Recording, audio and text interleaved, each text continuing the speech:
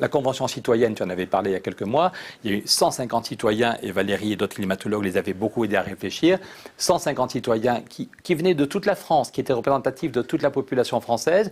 Au début, il y en a qui n'en avaient rien à foutre du climat, mais juste en prenant 2 jours ou 3 jours de réflexion avec les climatologues, ils ont tous compris, ils ont débouché sur des solutions, et hélas, le gouvernement n'a pas repris l'essentiel de ces propositions. Donc c'est pour ça que je pense qu'il faut foutre un coup de pied dans la fourmilière. J'ai dit tout à l'heure qu'il y avait une primaire populaire. Voilà, on a tout fait pour être clair. Il y a des moments où Valérie dit qu'elle parle à titre perso, donc moi aussi je parle comme citoyen. On a tout fait depuis 4 ans pour que Emmanuel Macron et son équipe fassent des choses sur le climat et la biodiversité. Non, au début on y a cru, quand il a créé le Haut Conseil pour le climat, quand il a fait le One Planet Summit, je me suis dit, je ne suis pas d'accord avec sa politique économique et fiscale, mais sur le climat il va faire des choses. Et là, on a vu que même quand 150 citoyens font des propositions très concrètes, Emmanuel Macron avait promis qu'il allait reprendre 146 propositions, et même le Conseil d'État dit qu'il n'a rien repris. Vous avez vu que le Conseil d'État, à 2 reprises, dit qu'on est complètement à côté de la plaque. Donc je pense qu'il faut que cette équipe, qu'on arrive à faire une équipe.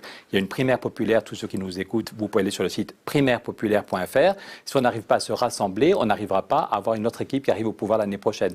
Alors que si on arrive au pouvoir au mois d'avril prochain, les élections présidentielles, on peut dès le mois de mai faire un sommet européen extraordinaire. Ce sera la présidence française. Je rappelle que je suis député européen, rapporteur général du budget. J'étais encore ce matin à Bruxelles avant de revenir pour vous rencontrer. Donc je suis persuadé que... Et c'est la France qui bloque. Quand tu m'avais donné la parole, j'avais montré même la lettre du ministre autrichien des Finances, pourtant un homme de droite, qui disait que l'Autriche était d'accord pour taxer la spéculation, mais que si c'était la version française qui l'emportait, l'Autriche se retirait de la salle des négociations. Si j'ai fait ma grève de la faim, c'était... Parce que tout le monde dit c'est la France qui bloque. À 4 reprises en un mois. Sauver l'honneur. Non, pardon, des dirigeants, je m'en fous de sauver l'honneur, je veux faire bouger les choses. Des dirigeants allemands m'ont dit, Pierre, on est d'accord, le conseiller climat d'Angela Merkel, qui me dit, Pierre, ça n'est pas la peine d'insister, je suis un fan de la taxe sur la spéculation. Je vous rappelle que Merkel, en 2014, est allée à Londres pour dire aux Anglais, arrêtez votre veto, il faut créer la taxe sur la spéculation. Angela Merkel aurait voulu un accord sur la taxe sur la spéculation, et c'est la France qui a bloqué. Donc si on arrive à avoir la primaire populaire, si on arrive à se rassembler, je ne sais pas si je vais gagner ou si je serai numéro 3 ou numéro 8, il faut une équipe. Il n'y a aucun homme, aucune femme providentielle. Il faut faire une équipe avec un projet très clair et dire si on gagne au mois d'avril, dès le mois de mai, on fait un sommet européen, on invite tous les chefs d'État européens dans la maison de Jean Monnet, on prend 3 jours et tous les sujets qui étaient bloqués par la France, comme la taxe sur la spéculation ou comme la sortie des énergies fossiles, on donne un nouveau départ à l'Europe. Et dès le mois de juillet, on fait voter la loi climat qui a été préparée par la Convention citoyenne.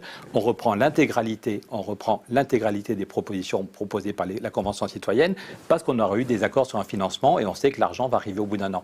Donc moi j'y crois et vraiment j'ai tout fait. Si j'étais méchant, je montrerai les SMS qu'Emmanuel Macron m'a envoyés. Je crois à ton projet, voyons-nous très vite. Par contre, on va prendre son numéro de téléphone. Je ne le donnerai pas, mais voilà. Donc maintenant, il y a des pays où les gens se font tuer pour avoir des élections démocratiques. Nous, on est d'un pays où il y a des élections démocratiques, donc on en profite, on est nuls. Je l'ai dit l'autre jour, j'étais dans une réunion avec Yannick Jadot, avec Hidalgo, avec Julien Bayou, avec Olivier Faure. Je leur ai dit, mais on est nuls à chier, désolé d'être vulgaire, mais je leur ai dit, on est nuls, nos enfants vont nous détester, nos enfants vont nous jeter des cailloux si on n'est pas capable de se rassembler et d'avoir une autre politique.